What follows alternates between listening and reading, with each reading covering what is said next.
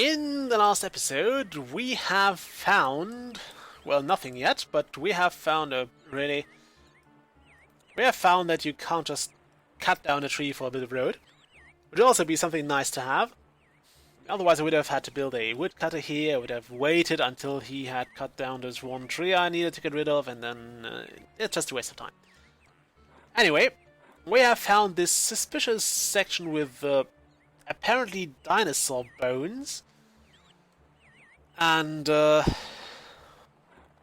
also most likely the end of the scenario, because there's not that much island to go around anymore.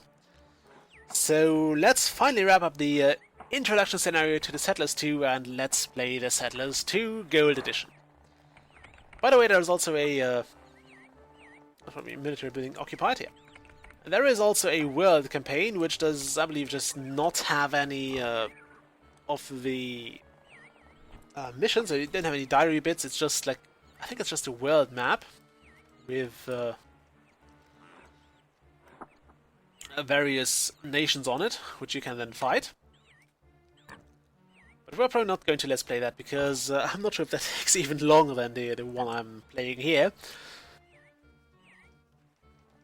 And I know the Roman campaign can be long. I mean, this is one of those games that you get a lot of playtime out of. Also, I'm tempted to build a second flag here, because this flower is taking ages to reach the baker. Although it might actually get sorted now. He has plenty of water, so I'm hoping he'll be fine. Okay, get me one of those. Scroll that. No, not on that. On that. Make it a bit bigger. Put it over there. Actually, no. Keep it there. I like it there better for some reason. I don't know why. But now we can see if he actually. We can also just keep that pinned, I guess.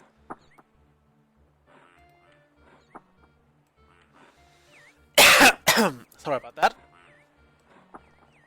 Let's just keep that pinned. Tells me if he has a flower incoming or not. We have minted the first gold coins and can now pay for training of our soldiers. Why would we pay for that? Again, I mean, what would they spend the coin on? Once that realization hits the trainers, they will probably do it for free.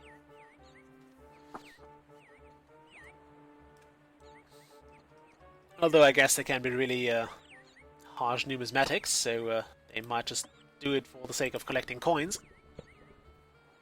And those would be rare coins.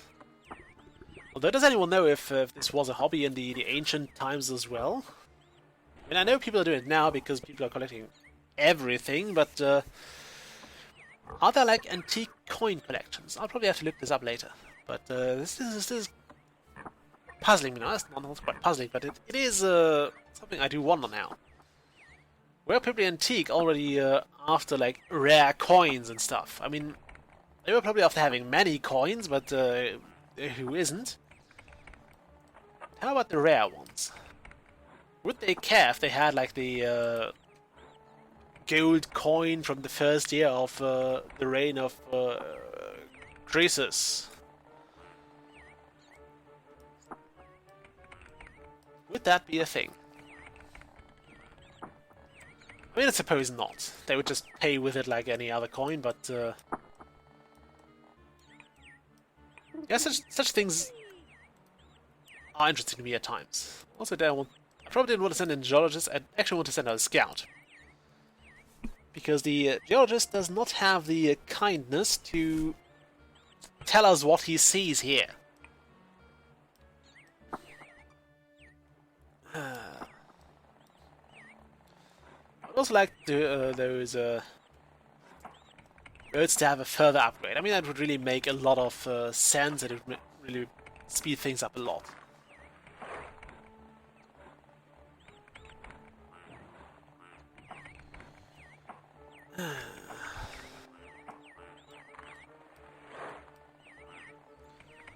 I'm also glad I still remember this right. The forester kept our woodcutters busy all the time, and we don't have any imbalance there. It seems to be kind of an almost perfect balance. You neither end up with everything being overgrown, or everything just being not growing quick enough, and you're essentially ending up with complete wasteland. I'll probably not be able to fit a third woodcutter in here without having to replenish things, but I think it's, in that case, it would be better to just, say, go up here and make 2 woodcutters and a forester. Maybe up here where there actually are trees already in existence. Is the mint minting coins? Probably not. Oh, there's a coin. Will we see how that is being put to use? Probably not. It has not been used here, it has not been used here. It has not been used in here either. Has it been used here? No. So we have a coin, and it has not been put to any use so far. We found water, which is useless because we have all the water we need. Did I close that, or did I just forget about it? You know what? We'll just do this. Because I believe this may actually cut down on transport times. This may also be kind of a damper for your economy if you cut a bit of road that is very far from the headquarters. Because if we, for example, cut this road, there would not be any transportation past this section until the helper from the headquarters had arrived. So yeah, you'd have a really fun time waiting for that. And I suppose there are probably also way more efficient ways to transport things than the way I'm doing this here, especially with this little extra, with this extra mile here. Goods and people quite literally have to walk the extra mile just for the sake of doing it. Okay, is that still the same coin that was minted earlier, or did we actually have a second coin already? Oh no, there's one coin. There's a coin being put to use. There it is. It's being minted, and it's being given out to maybe these people, maybe not, or maybe there's this one person there. Also, yeah, we're out of beer, as you can see. So the beer has been used up, and it is not being towed. Okay, there we go. Our scouts have discovered a strange object. It looks like a gateway. We are obviously not the first humans on this island. They have even found an inscription on the gateway in Latin. It is bizarre and contradictory. Perhaps it is a riddle. Consiste ut procederas. Settle down in order to make progress. What can this mean? Now, I apologize to any ancient Romans I have that may be watching, or any person who has actually learned Latin. Actually, something I would have liked to learn in school, but I was not allowed to. Oh, well, it wasn't possible back in the day, because the school I went to was actually it was newly founded. I was like in the first, among the first students of that school, and they just didn't have a Latin teacher by that time. Or by the time I reached second grade, seventh grade, where in Germany you basically get to pick a second foreign language. You start off with English, and then you pick a second one in 7th grade. And we had the choice between French and Russian. And because I basically hail from a dynasty of Russian teachers, well, not quite a dynasty, but I know my grandfather was a Russian teacher, and maybe before him, my grandma also knew Russian quite well. I mean, teachers back in the days were always kind of required to at least visit Russia at some point. So they were all kind of forced to learn Russian anyway. Well, they all knew Russian anyway. So it was something that you couldn't really escape in the GDR. No matter how much you hated it, you had no choice. And my mom learned it too because, well, she too grew up in the GDR. So, where did that gold coin end up? I think it's actually being carried to the furthest away barracks, so this one. Maybe we'll even get there before we finish the scenario.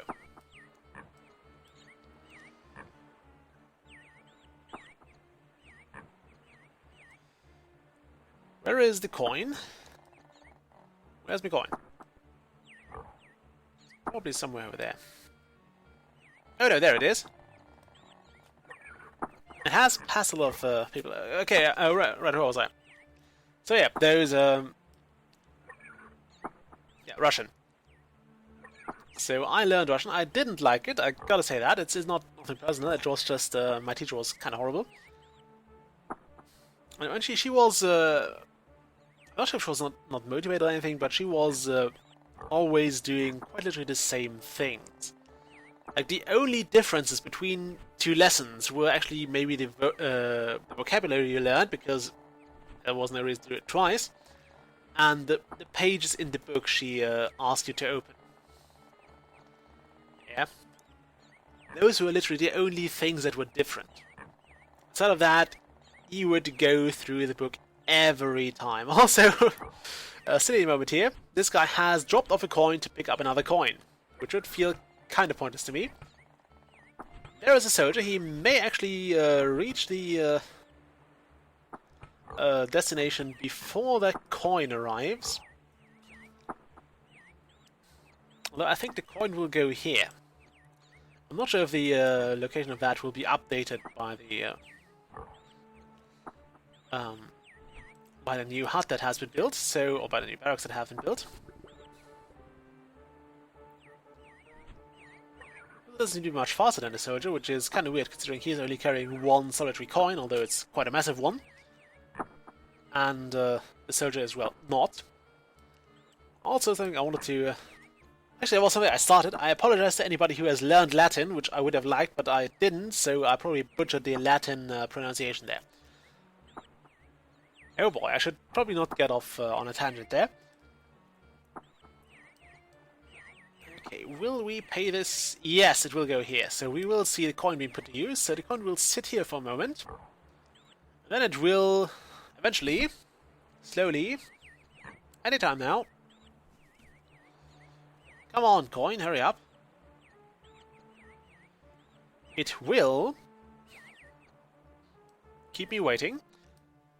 It will give this guy a better weapon soon.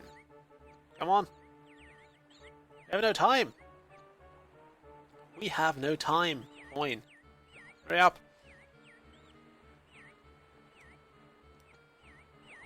Oh well. We're done here. Second day of the 13th month after coming ashore.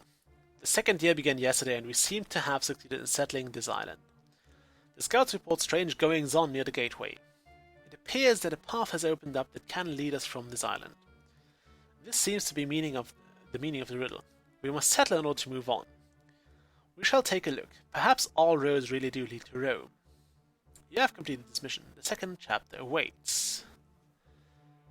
We shall actually enter this and break off the video then.